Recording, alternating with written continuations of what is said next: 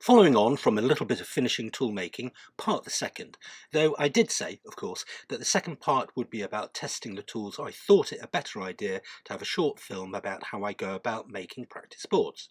So, a short film about how I go about making practice boards. Studio 5 Book Arts, London, Mark Cockram, 2025.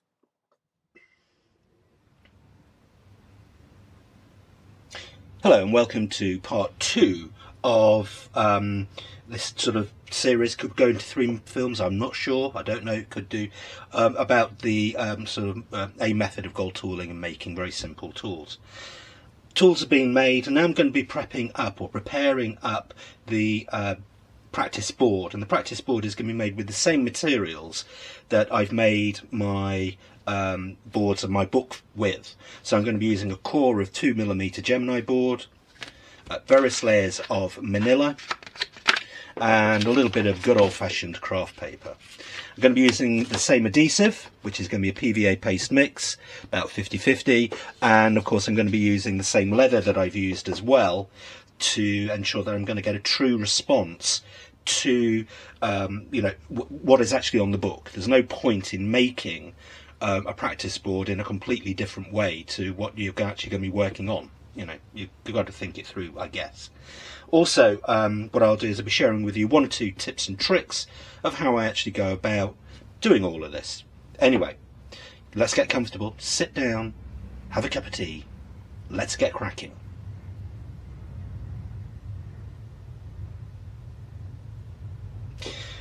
First thing I'm going to be doing is I'm going to be applying the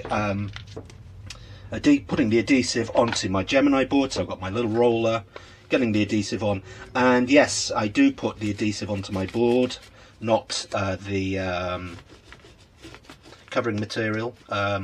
It works for me. I know everybody's got a slightly different way of doing things. Basically, do what works for you. There's many sort of books and things out there prescribing techniques, but do as that works for you. So I'm putting this down nice and neatly as I can. Get it into position, flip it over, really give it the onions, bone foldering down, wipe any excess adhesive off, and then just carefully trim out as neatly as possible, obviously cutting in line with your body all the time so you can physically see what is happening, and then we can press this one piece. So there we go. This is going to be pressed now. So I get my pressing board, a little bit of waste paper underneath to protect the pressing board and my practice board from any splurge, and then, because if I was to put this into the press as it is now and put my pressing board on top, getting it centered and getting in even pressure would be very, very difficult. We can see how that's rocking. Little tip for you: get a piece of the same thickness board and a little bit of manila, put that to one side like that, pressing board on top, not forgetting, of course, a piece of waste paper, again, if there's any splurge, put that on there like that, and that way we've got a really firm surface to work on. Into the press.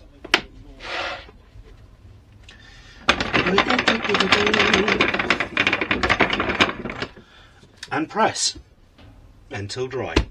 Thank you very much.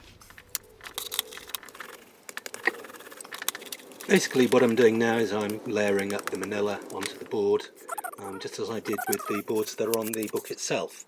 For those of us, giving it the onions means quite a lot of pressure. I'm numbering the linings down as I'm working so that I don't lose track of which one is which, etc. So I get a nice even pull. Basically, work with the board to ensure that you've got an equal pull on both sides. If you're putting a piece of paper on one side of a board, put another piece of paper on the other side, and that way it'll stop it from warping and getting really, sort of bendy or whatever.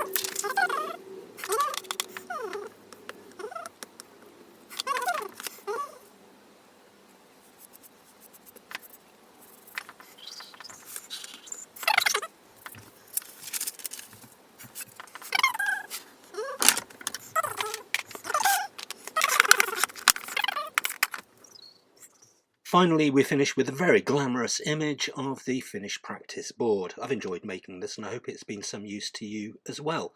I also hope you had a nice cup of tea. Anyway, in the third film, I hope to be doing some gold finishing. Well, that's the aim anyway. Once again, thank you. Catch you around later.